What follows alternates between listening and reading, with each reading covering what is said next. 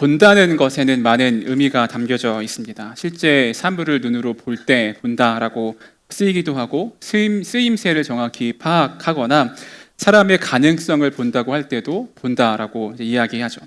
또 눈에 보이는 상황을 뛰어넘어서 그 이면에 있는 실상을 파악할 때도 본다라고 합니다. 그리고 같은 것을 보더라도 사람들의 반응은 다양합니다. 자신이 가지고 있는 세계관과 또 해석 능력이 다르기 때문에 그렇죠. 누군가는 작은 일을 보고도 크게 해석하고 누군가는 어려운 일이지만 긍정적으로 바라보기도 합니다. 또 누군가는 긍정적인 일도 부정적으로 바라볼 때가 있습니다. 무엇을 보느냐, 또 어떻게 보느냐는 우리에게 매우 중요한 문제예요. 지난주에 우리는 가늠한 여인을 통해서 정죄가 넘치는 시대 속에 어떻게 예수님이 용서를 행하시나를 함께 살펴보았습니다. 정죄와 용서는 참 쉽지 않은 주제이면서 우리를 계속 믿음의 자리로 또 도전하는 자리로 우리를 이끕니다. 오늘의 결핍은 보지 못하는 것이에요. 그리고 새롭게 보는 것을 통해서 풍요를 누리게 됩니다. 요한복음을 잘 읽어가다 보면 맥락이 재미있는 부분이 있습니다. 요한복음 8장 12절에서 예수님은 이렇게 말씀하세요. 같이 읽어보겠습니다. 시작. 예수께서 또 말씀하여 이르시되 나는 세상의 빛이니 나를 따르는 자는 어둠에 다니지 아니하고 생명의 빛을 얻으리라. 아멘. 예수님은 세상의 빛이시고 그를 따르는 자는 어둠에 다니지 않게 하겠다라고 말씀하신 후에 그 예시를 오늘 본문인 9장에서 말씀하고 있습니다. 예수님이 길을 가시다가 한 사람을 마주칩니다. 그리고 그 사람 앞에 머무세요. 이 사람은 날 때부터 보지 못하는 사람이었습니다. 이 사람은 앞을 보지 못했고 주변 사람들은 이 사람을 주목하여 보지 않았습니다. 그런데 예수님은 길을 가시다가 그 사람을 주목하여 보세요. 예수님의 이야기는 아무도 주목하지 않는 사람을 예수님이 주목하시면서 시작됩니다. 이에 그 사람을 보고 제자들이 물어요. 이 사람이 맹인이 된 것이 누구의 죄 때문입니까? 라고 묻습니다. 특별히 그 당시에 제자들이 잘잘못을 따지기를 좋아해서 그렇게 이야기한 것이 아니라 그 당시 유대 사회에서 누군가 아픈 곳이 있다, 문제가 있다라고 한다면 그것은 그 사람의 죄 때문이거나 아니면 부모의 죄 때문이거나 누군가 가지고 있는 죄 때문에 그 죄의 결과로 그 사람이 어려움을 겪고 있다고 생각했습니다. 그러니까 그 당시의 유대사회 분위기에서는 크게 문제가 되지 않을 법한 질문을 제자들이 예수님께 한 것이죠. 이런 사회적 분위기와 시선은 사람을 보는 시각을 경직되게 합니다. 다른 가능성을 차단하고 낙인을 찍어버려요. 우리가 조심해야 할 일 중에 하나입니다. 그러자 예수님은 그 질문의 방향을 바꾸십니다. 요한복음 9장 3절입니다. 우리 같이 읽어보겠습니다. 시작. 예수께서 대답하시되 이 사람이나 그 부모의 죄로 인한 것이 아니라 그에게서 하나님이 하시는 일을 나타내고자 하심이라. 아멘. 제자들은 그 당시의 통념에 따라서 이 사람의 과거를 물어봤습니다. 이 사람이 어떤 죄를 지었길래 앞을 보지 못하게 되었습니까? 근데 예수님은 이 사람의 미래를 보고 계세요. 하나님이 하실 일이 있는데 꼭 이 사람을 통해서만 하나님이 하실 일이 있다라고 하는 것을 말씀하고 있는 거죠. 이 말씀을 묵상할 때마다 그런 생각이 듭니다. 하나님이 나를 통해 하실 일을 조금 줄여주시고 맹인이 아니었으면 좋겠다, 고통이 좀 덜했으면 좋겠다 이런 마음이 드는 것 같아요. 삶에 굴곡 없이 살고 싶은 생각이 누구에게나 있죠. 어려움 좀 덜 주시고 하나님이 나도 좀 덜 사용해 주시면 좋지 않을까 생각을 합니다. 저도 작년 9월에 이제 갑상선 암 판정을 받고 수술을 받았습니다.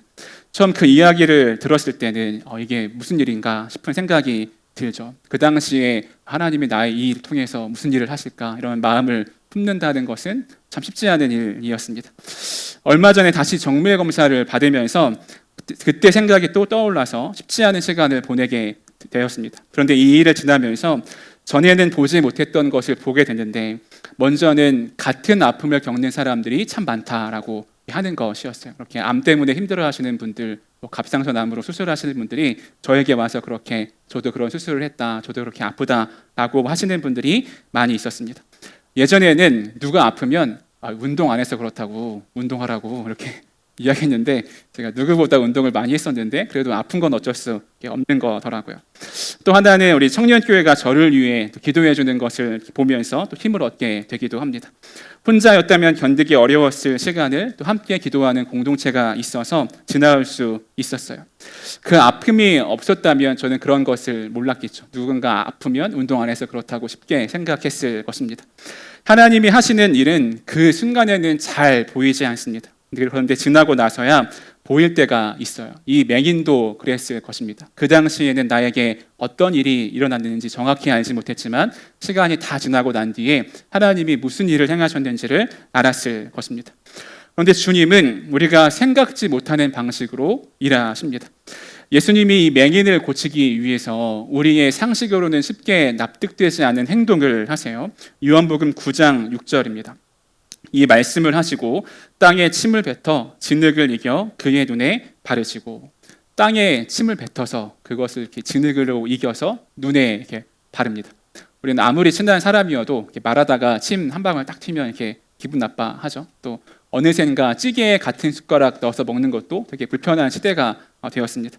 예수님이 맹인이 앞을 못 보니까 그냥 침 뱉어서 이렇게 하시나 이런 생각이 들기도 해요. 여기서 많은 사람들이 창세기의 한 장면을 떠오릅니다. 하나님이 사람을 지으실 때 흙으로 사람을 지으시고 코를 생기에 불어넣으셔서 생명이 되게 하셨다, 사람이 되게 하셨다라고 말씀하시죠. 초대교회 교부 이레네우스도 예수님의 이 치유 장면을 하나님이 아담을 창조하신 것과 연결해서 설명을 합니다. 흙으로 사람을 빚으신 그 손이 지금 그 손으로 이 사람의 눈을 새롭게 창조하고 있다라고 하는 것이죠. 예수님은 단순히 치료 행위, 기적 행위를 행하시는 것이 아니라 이 사람에게서 태어날 때부터 없었던 보지 못했던 것을 다시 창조하신다라고 하는 것입니다. 그리고 나서 예수님은 이 맹인을 한 못으로 보내세요. 요한복음 9장 7절 같이 읽어보겠습니다. 시작. 이르시되 실로암 못에 가서 씻으라 하시니, 실로암은 번역하면 보냄을 받았다는 뜻이라. 이에 가서 씻고 밝은 눈으로 왔더라. 아멘. 네, 우리가 잘 아는 실로암입니다. 어느샌가 군대에서 많이 이 노래를 불러가지고 더 유명해진 것 같은데, 실로암의 뜻을 친히 해석해 놓았죠. 보냄을 받았다라고 하는 뜻입니다. 요한복음을 읽다 보면 예수님은 스스로 본인이 하나님께 보냄을 받았다라고 하는 말을 많이 하고 있어요. 아마 요한은 이 부분을 읽는 독자들로 하여금 이 실로암이라는 뜻이 보냄을 받았다라고 하는 그것과 예수님께서 내가 하나님으로부터 보냄을 받았다라고 하는 것이 오버랩되게 읽도록 의도했을 것 같습니다. 이 실로암이 하는 것이 예수님이라고 하는 것을 보여주는 것이죠. 우리가 이 맹인의 입장이 한번 되어보겠습니다. 아무도 자신에게 관심을 갖고 있지 않습니다. 그런데 어느 날 한 무리가 자신에게 찾아오더니 앞에서 수근수근 이야기하기 시작해요. 이 사람이 누구의 죄 때문에 이렇습니까? 저런 이야기를 하기 시작합니다. 그리고는 한 번도 들어보지 못한 그 이야기를 예수님이 이 맹인에게 하신 것이죠. 하나님이 하실 일을 나타내고자 함이라 이 맹인에게 이야기합니다.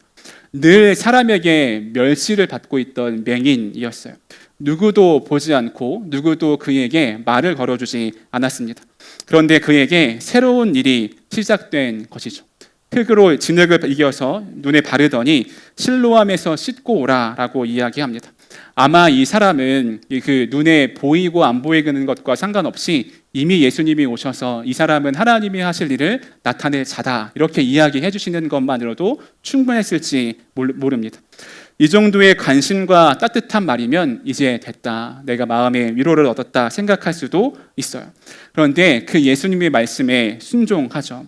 보이지 않았지만 눈에 흙을 바른 채 실로암에 가서 실로암 눈으로 눈을 씻게 됩니다. 이 맹인이 한 일은 많지 않았습니다. 흙을 바를 때 가만히 있다가 실로암 가서 눈 씻고 오라고 하니까 눈을 씻고 왔어요.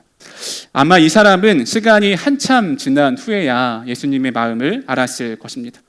그리고 이 말씀을 보고 있는 우리도 마찬가지입니다. 우리의 삶에 잘 풀릴 때는 그렇지 않지만 삶의 고난과 어려움이 찾아올 때 하나님이 나에게 관심이 없으신가, 왜 나에게 어려운 일을 계속 주시나 이런 마음이 들 때가 있죠. 근데 예수님은 우리가 잘 되기를 원하십니다. 성경 곳곳에 보면 하나님은 하나님의 백성이 행복하기를 원하신다라고 말씀하고 있어요. 그렇게 하기 위해서 예수님의 목숨까지 우리에게 내어주셨습니다. 그래서 때로는 아무것도 보지 못하는 순간들, 그런 시간들이 있긴 하지만 다시 회복시켜 주세요. 우리가 해야 할 것은 하나님께 순종하는 것입니다. 예수님에게 무엇이 부족해서 우리의 순종을 원하시는 것이 아니라 우리 자체를 얻고 싶으셔서 우리를 순종하게 하시는 것이죠. 오래된 맹인이 눈을 뜨면 주변에 있는 사람들은 막 축복해주고 환영해주고 잘 되었다 이야기해줘야 할 것 같지만 사람들의 반응은 그와는 달랐습니다. 술렁거리기 시작해요. 저 사람이 맹인 맞느냐고, 구걸하던 사람이 맞냐고 사람들이 묻습니다. 그리고 논쟁에 붙어요. 그래서 결국 바리새인들, 종교 지도자들에게 이 문제를 가지고 갑니다. 그런데 하필 그날이 또 안식일이었어요. 흙을 개서 진흙을 만드는 행위도, 또 누군가를 치료하는 행위도 안식일에는 하지 않아야 할 행동이었습니다. 그래서 이 바리새인들이 이 사람을 붙들고 캐묻기 시작합니다. 누가 너를 치료하였느냐라고 하는 것을 질문하기 시작해요. 우리는 질문을 받으면 곱씹게 되고 생각하게 됩니다. 그래서 우리의 삶에 질문은 굉장히 중요해요. 사람은 질문하고 질문 앞에 서고 질문에 답을 다는 그런 시간들을 통해서 깊어지게 돼요. 이 사람은 신문을 받으면서 예수님을 계속 생각하게 됩니다. 나를 치료하신 예수님이 누구신가? 그래서 처음에 그의 고백은 예수를 하는 사람이 진흙을 이겨, 이렇게 이야기합니다. 그 사람, 나와 상관없는 제3자인 것처럼 예수님을 고백해요. 근데 또 물어보자 9장 17절에서는 예수님이 선지자라고 고백합니다. 고백이 조금씩 자라가죠. 그리고 거세지는 질문 앞에서 마지막으로 이렇게 고백합니다. 요한복음 9장 33절 같이 읽어보겠습니다. 시작. 이 사람이 하나님께로부터 오지 아니하였으면 아무 일도 할 수 없으리이다. 아멘. 이제는 예수님이 하나님께로부터 온 분이시다라고 하는 것을 고백해요. 실로암의 의미처럼 보냄을 받으신 분이라고 하는 것이 이 맹인의 입술을 통해서 고백됩니다. 그렇지 않으면 할 수 없는 일이라고 고백해요. 그 사람에서 선지자로, 그 사람에서 하나님께서 보내신 자라고 하는 고백이 자라나게 됩니다. 계속 질문 앞에 서니까 예수님이 선명해지는 것을 볼 수가 있어요. 여러분의 삶에 그러한 질문을 계속 한번 해보시기 바랍니다. 내 삶에 예수님은 어떤 분이신가? 내 삶을 어떻게 인도하고 계신가? 이러한 질문 앞에 진지하게 서면 설수록 우리의 삶의 예수님이 더 선명해질 것입니다. 그가 이렇게 고백할 수 있는 것은 쉬운 일이 아니었어요. 22절에 보면 예수를 그리스도라 시인한다고 하면 그 당시에 유대 회당에서 쫓겨나기로 결의가 된 상태였습니다. 그러니까 출교하는 거죠. 출교라는 말은 단순히 예배당에 오지 못하는 정도, 교회 못 나오는 정도를 의미하지 않습니다. 그 당시에는 종교 중심이었기 때문에 종교에서 출교당한다고 하는 것은 먹고 사는 문제도, 관계 맺는 문제도 아무것도 할 수 없는 일이라고 하는 거예요. 가령 이럴 수 있죠. 매화동에 매화교회가 하나 있고, 그리고 매화동의 모든 사람이 다 매화교회를 다녀요. 그런데 매화교회에서 출교당한다 그러면 매화동에서는 도무지 살아남을 수 없는 거죠. 아주 쉬운 예를 들기 위해서 극단적인 이 설명을 한 건데, 아무튼 그 당시에도 예수를 주라 그리스도라 시인하면 그렇게 출교를 당하는 상황이었습니다.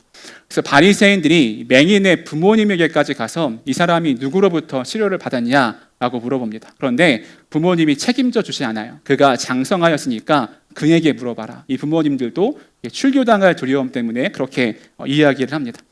그렇다면 이런 분위기와 압박을 느낀 상태에서 이 맹인은 어떻게 예수님이 하나님으로부터 온 분이라고 고백할 수 있었을까요? 요한복음 9장 25절 같이 한번 읽어보겠습니다. 시작.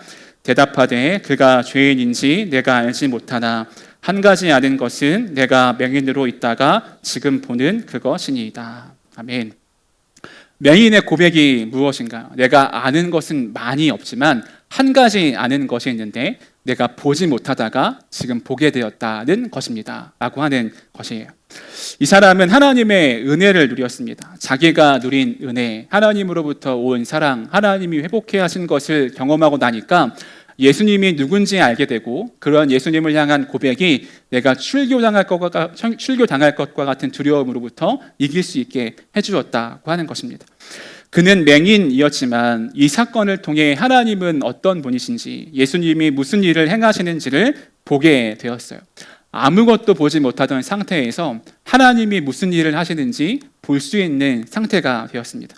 그리고 결국 그는 쫓겨나게 됩니다. 9장 34절에 보니까 그들이 대답하여 이르되 내가 온전히 죄 가운데서 나서 우리를 가르치느냐 하고 이에 쫓아내어 보내니라. 공동체로부터 분리를 경험하게 됩니다. 오늘 본문이 앞을 못 보던 이가 눈을 떠서 새로운 삶을 사는 이야기인 것과 동시에 다른 시각에서 보면 많은 것을 보고 있지만 아무것도 보지 못하는 이들의 이야기이기도 합니다. 바리새인들을 보면 태어날 때부터 앞을 못 보던 사람이 보게 되었습니다. 이것은 구약 어디에도 기록되어 있지 않는 처음 있었던 일이다라고 성경이 이야기해요. 전례가 없던 일이 눈앞에 발생했습니다. 그런데 바리새인들에게는 그 일이 중요하지 않았어요. 더 중요한 것이 있었습니다. 요한복음 9장 16절 같이 읽어보겠습니다. 시작. 바리새인 중에 어떤 사람은 말하되 이 사람이 안식일을 지키지 아니하니 하나님께로부터 온 자가 아니라 하며 어떤 사람은 말하되 죄인으로서 어떻게 이러한 표정을 행하겠느냐 하여 그들 중에 분쟁이 있었더니. 아멘. 맹인은 예수님이 고쳐주시는 것을 통해서 이분이 하나님께로부터 온 자인 것을 알고 담대하게 그렇게 고백합니다.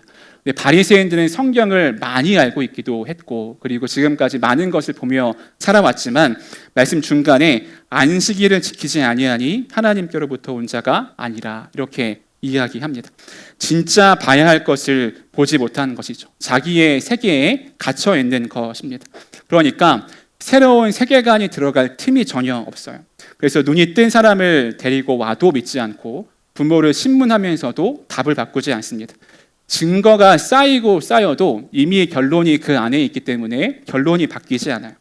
바리새인들은 성경을 몰라서 보지 않아서 보지 못한 것이 아닙니다. 자기가 알고 있는 하나님과 다른 방식으로 일하시는 하나님의 일하심을 받아들일 수 없기에 그것을 볼 수 없기 때문에 지금 자기가 어떤 일을 보는지도 알지 못하고 있는 것이죠. 그래서 본문 끝에 예수님은 그들을 향해 이렇게 말씀하십니다. 요한복음 9장 41절입니다. 우리 같이 한번 읽어보겠습니다. 시작. 예수께서 이르시되 너희가 맹인이 되었더라면 죄가 없으려니와 본다고 하니 너희 죄가 그대로 있느니라. 아멘. 못 보는 것이 문제가 아니라 못 보면서 본다고 생각하고 살아가는 것이 문제라는 거예요. 맹인은 자기가 못 보는 것을 알았습니다. 그래서 눈을 뜰 수가 있었죠. 반대로 바리새인들은 자기가 본다고 확신했어요. 그래서 하나님이 눈앞에 하고 계신 일을 오히려 보지 못하게 됩니다. 매우 중요한 일이죠. 투명 고릴라라고 하는 실험이 있었다고 합니다. 1999년에 하버드의 두 심리학자가 한 실험이에요. 참여자들에게 짧은 영상을 보여줍니다. 이렇게 흰 옷을 입은 사람들과 검은 옷을 입은 사람들이 농구를 하는데 흰 옷 입은 사람이 몇 번의 패스를 하는지 세어보라고 미션을 줍니다. 사람들이 패스를 하고 농구를 합니다. 사람들은 이제 그 흰 옷 입은 사람들이 얼마나 패스를 했는지 세는 거죠. 그런데 갑자기 이렇게 고릴라 분장을 한 사람이 나와서 가슴을 막 두드리기도 하고 몇 초 동안 머물렀다가 다시 그 화면 밖으로 나가게 돼요. 다 끝나고 나서 사람들에게 묻습니다. 고릴라를 본 사람이 있느냐라고 물어보니까 채 절반도 안 되는 사람이 고릴라를 보지 못했다라고 이야기하는 거예요. 그들은 눈은 분명히 화면을 향해 있었고 집중하고 있었죠. 공이 몇 번이나 패스를 하는지 화면에 눈을 떼지 않고 있었습니다. 그런데 고릴라가 등장했다가 나가는 장면은 보지 못해요. 다시 영상을 틀어주면 그제야 고릴라를 발견하게 됩니다. 왜 못 봤을까요? 패스하는데 온 집중을 다 하고 있었기 때문에 그렇습니다. 심리학에서는 이것을 무주의 맹시라고 부른다고 해요. 한 가지에 집중하면 뻔히 보이는 일도 보지 못한다라고 하는 거죠. 눈이 나빠서가 아니라 오히려 집중해서 보고 있기 때문에 열심히 봤기 때문에 그렇습니다. 바리새인들이 꼭 그랬어요. 그들은 아무것도 보지 못하는 사람이 아니었습니다. 성경도 열심히 봤고 안식일 규정도 하나하나 다 알고 세고 있던 사람들이었습니다. 그런데 바로 그 열심 때문에 창세 이후에 한 번도 없었던 일을 봤음에도 그것이 하나님의 일인 것을 알아차리지 못했다라고 하는 것이죠. 정작 하나님이 새로운 창조를 행하시는 것을 눈앞에서 보지 못하게 됩니다. 눈뜬 맹인은 쫓겨나게 되었죠. 근데 그가 한 것은 예수님 말씀에 순종하고 진실을 말한 것밖에 없었어요. 평생 앞을 못 보다가 처음 세상을 보았는데 세상이 자기를 받아주지 않았습니다. 내가 가지고 있는 문제가 다 해결되었는데 오히려 더 어려움을 겪는 일들도 있죠. 눈이 열렸다고 모든 것이 해결되지 않았습니다. 오히려 보는 것 때문에 새로운 고난이 그의 삶에 찾아오게 돼요. 부모님은 나를 책임지지 않았고 종교 지도자들은 자신을 내쫓았고 공동체는 문을 닫았습니다. 그런데 그가 혼자 가슴 아파하고 불안해할 틈이 그렇게 길지 않았어요. 요한복음 9장 35절 같이 읽어보겠습니다. 시작. 예수께서 그들이 그 사람을 쫓아냈다 하는 말을 들으셨더니 그를 만나사 이르시되 내가 인자를 믿느냐. 아멘. 제가 이 문장을 한참 묵상하다가 그런 생각이 들었습니다. 쫓아냈다 하는 말을 들으셨더니 그를 만나사 이렇게 되어 있죠. 들으셨더니 만나사 사이에 시간이 거의 길지 않다고 하는 거예요. 그래서 제가 자료를 찾아보면서 이 시간이 얼마였을지를 막 검색해 보는데 주석도 찾아보고 하는데 그런 내용은 없더라고요. 제 마음의 묵상이 되기로는 요한은 예수님이 이 맹인의 소식을 듣고 찾아가 그를 만나는 시간 속에 아무것도 두지 않았다고 하는 것이 묵상이 됐습니다. 그 소식을 듣자마자 그를 만나러 가세요. 예수님이 즉각적으로 반응하십니다. 아무런 주저함도 없어요. 세상은 등을 돌렸고 유대 공동체는 그를 쫓아냈지만 예수님은 그를 적극적으로 찾아가십니다. 그리고 그의 믿음을 이끌어내세요. 내가 믿느냐? 그리고 예수님을 믿게 하십니다. 예수님은 초반 3절에서 이 사람이 하나님이 하실 일을 나타내는 사람이다 라고 말씀하셨는데 그 하실 일이 무엇인지가 요한복음 9장 39절에 나와 있습니다. 같이 한번 읽어보겠습니다. 시작. 예수께서 이르시되 내가 심판하러 이 세상에 왔으니 보지 못하는 자들은 보게 하고 보는 자들은 맹인이 되게 하려 하심이라 하시니. 못 보던 자들은 보게 되고 보는 자들은 못 보게 된다. 그렇게 하는 것이 예수님의 일이었고 그 일을 통해서 하나님이 맹인을 사용하셨다라고 하는 말씀입니다. 진짜 보는 것은 세상을 꿰뚫어 보는 것이 아니라 하나님이 하시는 일을 보고 그분 앞에 서는 것임을 오늘 말씀이 우리에게 이야기하고 있어요. 제가 작년에 산상수훈 말씀을 쭉 해오다가 잠깐 멈췄었는데 팔복 중에 이런 말씀이 있습니다. 마태복음 5장 8절입니다. 우리 같이 읽어보겠습니다. 시작. 마음이 청결한 자는 복이 있나니 그들이 하나님을 볼 것임이요. 아멘. 마음이 청결한 자가 하나님을 보게 됩니다. 내가 눈이 띄어져 있어서 보는 것이 아니라 마음이 청결한 자가 하나님이 무슨 일을 하시는지를 볼 수 있게 된다고 하는 거죠. 제가 작년에 이 부분을 설교하면서 그 당시에 존 웨슬리가 이야기했던 것을 함께 나눴던 것이 있는데 한 번 더 나누어 봤으면 좋겠어요. 존 웨슬리는 마음이 청결한 자가 누리는 복, 하나님을 보게 된다는 것에 대해서 이렇게 말합니다. 첫 번째로는 이제 믿음으로 하나님의 가장 작은 일들, 나를 둘러싸고 있는 모든 것, 또 하나님께서 창조하신 모든 것 안에서 하나님을 보게 된다라고 하는 것입니다. 만물을 충만히 채우고 계시는 하나님을 발견할 수 있게 된다고 하는 것이죠. 여러분 오늘 엄청 덥죠. 비 오고 나서 이제 더위가 시작되는 것 같아요. 제가 잠깐 이제 나갔다 왔는데 더우니까 이게 선교가 생각나더라고요. 사실 이제 더운 날 밖에 나갈 일이 많이 없고 사무실에서 에어컨 바람 쐬고 있는 날들이 많은데 뭔가 더위를 느끼고 있다. 이건 선교 시즌이구나. 이게 확 느껴졌습니다. 무더운 여름날에 시원하게 부는 바람 속에서 하나님의 그 은혜를 봅니다. 식물에게 생명력을 더하는 햇빛 속에서 하나님을 만나기도 해요. 대지를 덮고 있는 아름다운 들꽃 속에서도 하나님을 볼 수 있습니다. 마음이 청결하지 않다면 우리에게 불평 덩어리이고 이것을 우리가 어떻게 나의 사용해서 나의 이익으로 만들까라고 생각할 수 있지만 마음이 청결한 자는 만물 속에 거하시는 하나님을 볼 수 있게 됩니다. 두 번째는 마음이 청결한 자들은 자신의 영혼과 육체를 위한 그분의 모든 섭리 안에서 하나님을 볼 수 있게 됩니다. 늘 나를 덮어주시고 부족함 없이 채워주시고 지켜주시는 하나님의 은혜를 통해서 하나님을 보게 된다고 하는 거죠. 삶을 살다 보면 이해할 수 없는 일들이 내 삶에 찾아올 때가 있습니다. 사람의 생각이나 경험으로 설명될 수 없는 일들이, 내가 생각지 못한 일들이 막 이루어질 때가 있죠.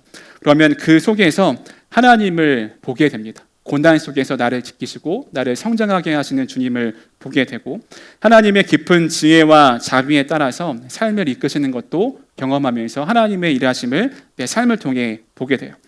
세 번째는 하나님이 정하신 규례 안에서 하나님을 보게 됩니다. 우리가 오늘 이렇게 주일에 함께 모여서 예배하는 것을 통해 하나님을 보게 돼요. 또 골방 중에서 은밀한 중에 계시는 하나님 앞에 우리의 영혼을 쏟아내며 하나님을 보게 됩니다. 말씀을 읽고 성찬을 하고 복음을 전하고 봉사를 하고 사랑을 실천하는 일들을 통해서 하나님의 일하심을 보게 된다고 하는 거죠. 마음이 청결하지 않다면, 내가 본다고 확신하고 하나님을 의지하고 있지 않다면 볼 수 없는 일들을 우리가 그렇게 볼 수 있게 된다라고 하는 것입니다.